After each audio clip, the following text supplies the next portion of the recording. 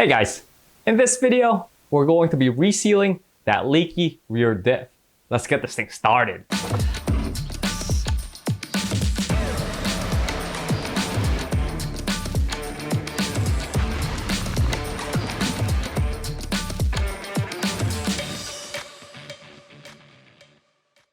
Now for those of you guys who are new to this channel, my name is Carl, and this channel is dedicated to everything mods, DIY, and engineering for your second and third gen Tacoma.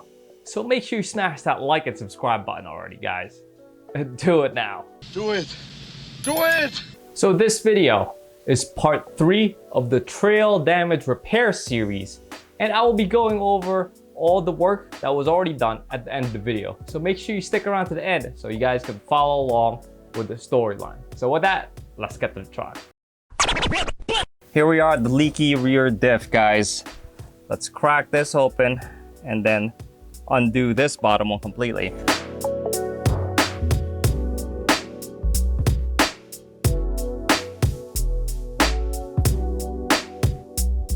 While that diff continues to drain out, I'm just going to hit all these threads with some liquid wrench.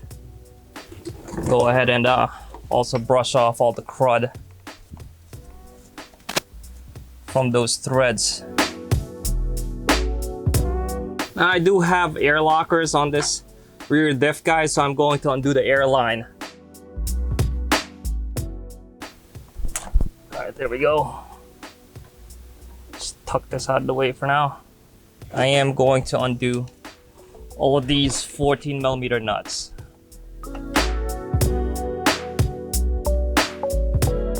Next up, guys, I'm gonna go around, follow this brake line and undo all the 12mm bolts holding that against the axle housing.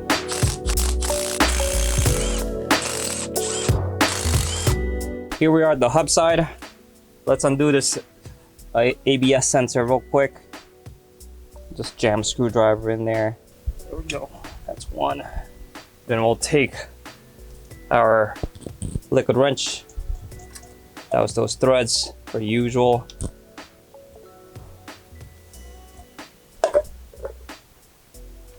And brush off all that crud. And then we'll undo all of the 14mm nuts.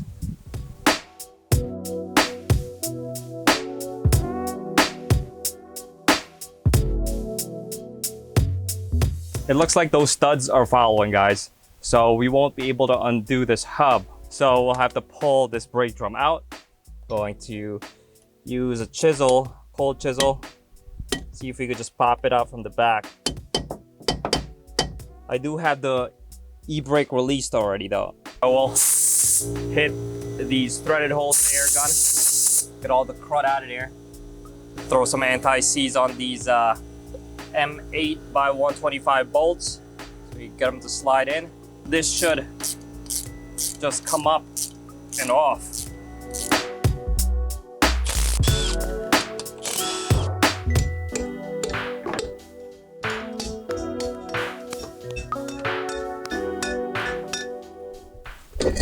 There we go. I do have a full installation tutorial on these things, so I'm not gonna go too much into details. Okay, now we got the head of the studs basically exposed. Going to take my locking pliers here. These are the vice grips. Just grip the front of those heads so that we can turn the opposite end. Passenger side axle has also been pulled out.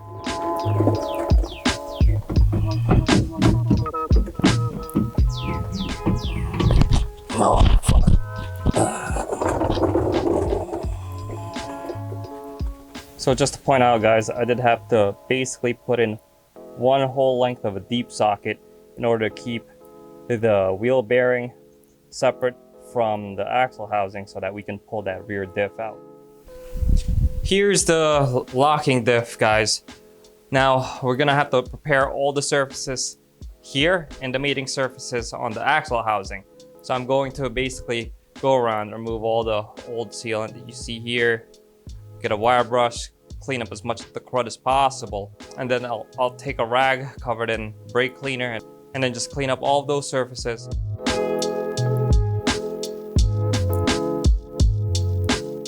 This time I'm going to be using this ultra black gasket maker.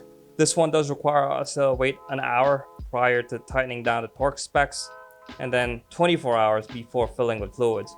So it's not a big deal because we do have some other work that needs to be done prior to filling this up. And I also figured this one might be a little bit better since we are letting the RTV cure for much longer. So I don't know, we'll see. I'll test this out as well. And this also comes in smaller tubes, so we're not wasting as much material. And it's a good install once we know that it's oozing out the side like that, because it ensures that the gasket maker went all the way around those flat surfaces. So while I am waiting for that gasket maker to cure a little bit, I'll take a wire brush and just clean up all this crud on the back side of this wheel bearing.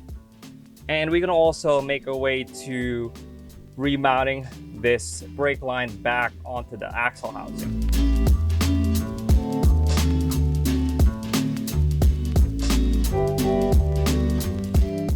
Now it's been about an hour after we applied the gasket maker. At this point, I'm going to go around, pull each one, put some Loctite on, and then torque it.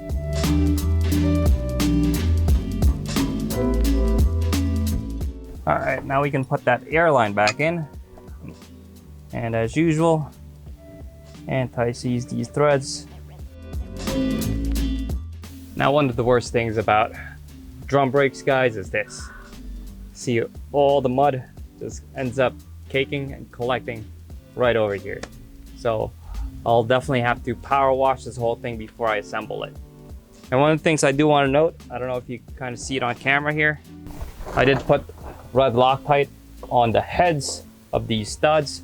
So hopefully in the future, it'll keep that stud from following when I try to undo the nut from the opposite end, but we'll see. So after a little bit of power washing with some Dawn dish soap on my foam cannon, this has cleaned up real nicely. I didn't really even do any type of scrubbing. So what we'll have to do now is assemble this whole brake drum assembly.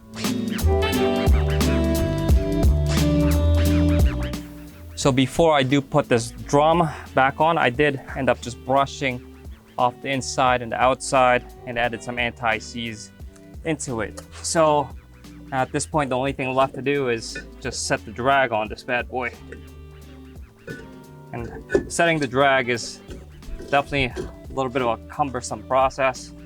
And I'll link the video that I used in the description below. I'm not gonna go too much into detail on setting the drag.